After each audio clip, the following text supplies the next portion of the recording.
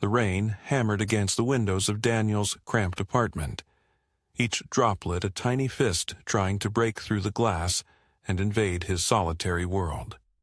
He sat hunched over his cluttered dining table, the glow of a single lamp casting long shadows across worn photographs and dusty trinkets.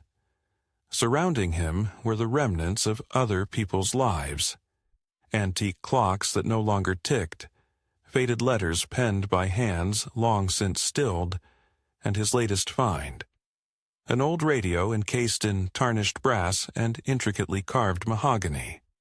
Something about it had called to him from the dim corner of the dusty antique shop, a whisper amidst a cacophony of forgotten objects. As he traced his fingers over the worn dials, feeling the cool metal under his touch, a chill ran down his spine, a thrill of connection, as if he had bridged a gap in time. Daniel's days had blurred into a monotony of gray skies and echoing silences since his father's passing a year ago.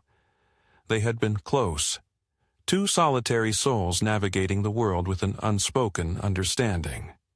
His father, a reserved man with a penchant for storytelling, had been his anchor. Without him, Daniel felt unmoored, adrift in a sea of strangers. He tried to fill the void by immersing himself in the past lives of others, scavenging estate sales and antique shops for items that carried a history, that might whisper secrets to fill the emptiness.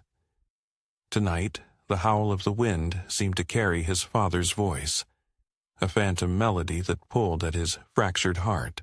He carefully plugged in the radio, its frayed cord crackling as electricity coursed through it for the first time in decades. The room filled with the soft hum of static, a white noise that seemed oddly comforting.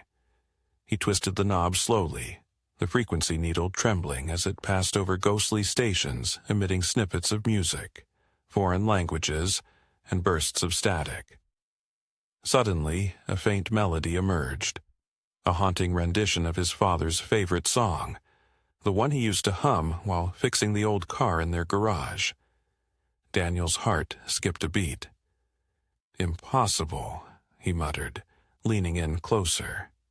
The melody faded, replaced by a low, crackling silence. He swallowed hard, his throat dry. "Hello?"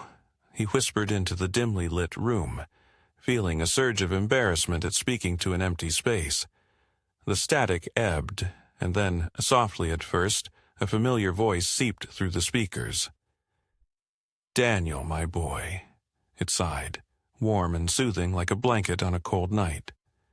Daniel felt a surge of emotions, disbelief, hope, fear, crash over him like waves. "Dad?" he choked out, his hands trembling. "Is that you?" The voice chuckled softly, a sound so achingly familiar that tears welled in his eyes. "I've missed you.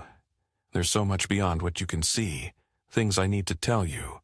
They talked for hours, Daniel pouring out stories of the mundane and the monumental, catching his father up on all that had happened since he'd been gone. The voice offered comfort, wisdom, and a connection Daniel had thought lost forever.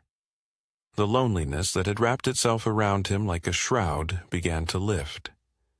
Each night he would rush home to sit by the radio, eagerly tuning in to that secret frequency where his father waited. The rest of the world faded away. His job became a mere backdrop. Friends' calls went unanswered, and his collection of antiques gathered dust. But as the weeks wore on, subtle changes began to creep into their conversations. The comforting tones grew edged with an unsettling urgency.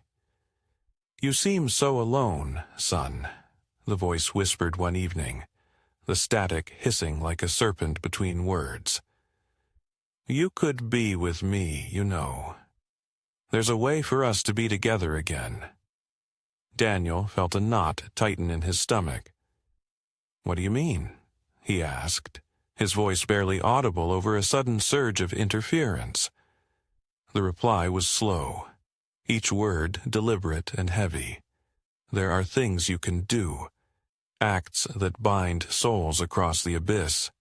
sacrifices that must be made. A cold dread seeped into his veins. "Dad, this doesn't sound right. You're scaring me." The voice laughed, but the warmth was gone, replaced by a hollow echo that sent a shiver down his spine. "Don't you trust me? I'm your father. I would never lead you astray." Daniel's sleep became plagued with nightmares, vivid and horrifying. He dreamt of wandering through endless corridors lined with mirrors, each reflection showing a distorted version of himself. Shadows followed him, whispering unintelligible words that sounded like his name twisted into something unrecognizable. He woke up drenched in sweat, the echo of the dream clinging to him like a second skin. During the day, he began to notice odd occurrences. Objects weren't where he remembered leaving them. Doors he knew he'd closed were found ajar.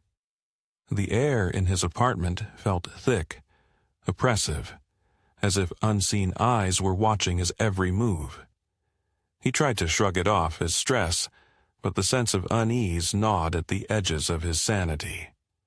Colleagues at work commented on his gaunt appearance, the dark circles under his eyes, but he brushed off their concerns with forced smiles. One evening, determined to reclaim some normalcy, Daniel decided not to turn on the radio.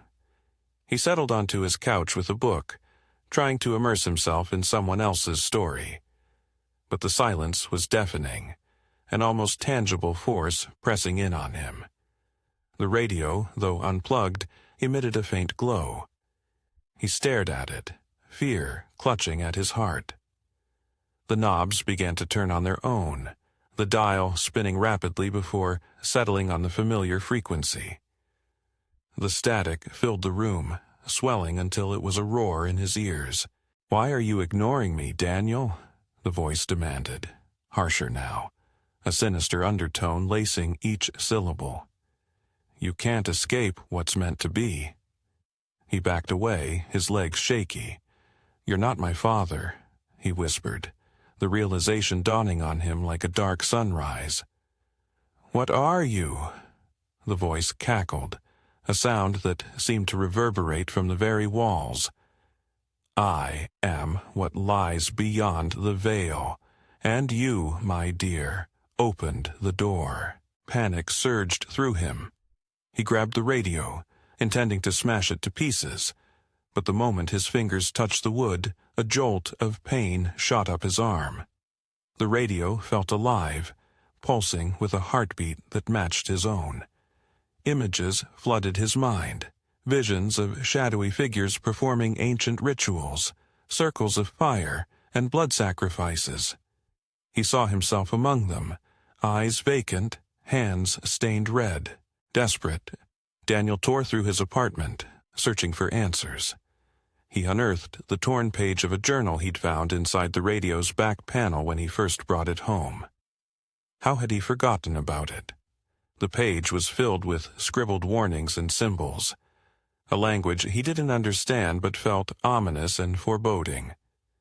At the bottom, a scrawled note read, "Do not listen, it lies." The walls around him began to ooze darkness, tendrils of shadow creeping toward him like living creatures. The air grew thick with the stench of decay. The voice rose to a crescendo, now a chorus of tormented souls screaming in unison. "Join us, Daniel! Complete the circle!" In a surge of defiance, he grabbed a lighter from his pocket and set the journal page ablaze, pressing it against the radio. Flames licked at the wood, engulfing the device. A deafening shriek filled the room, the shadows recoiling as the fire consumed their gateway. The radio crackled and hissed, sparks flying as it began to crumble. The spectral voices wailed, fading into the distance until only silence remained. As the fire died down, Daniel collapsed onto the floor, exhaustion overtaking him. The first rays of dawn pierced through the sooty windows, casting a pale light over the charred remnants of the radio. The oppressive atmosphere had lifted, the air now clear and crisp. He sat there for a long time, watching dust motes dance in the sunlight, contemplating the line he'd walked between reality and the unknown. In the weeks that followed, Daniel began the slow process of healing. He sought help, reconnecting with friends and finding solace in shared experiences rather than the relics of the past. One afternoon, while walking through the park, he felt a gentle breeze rustle through the trees, carrying with it the faint scent of his father's cologne. Closing his eyes, he smiled softly.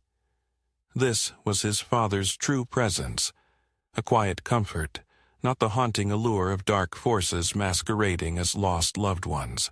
He learned that the heart holds echoes that can both heal and harm, depending on what we choose to embrace. Daniel chose to honor his father's memory by living fully, embracing the world around him instead of retreating into shadows.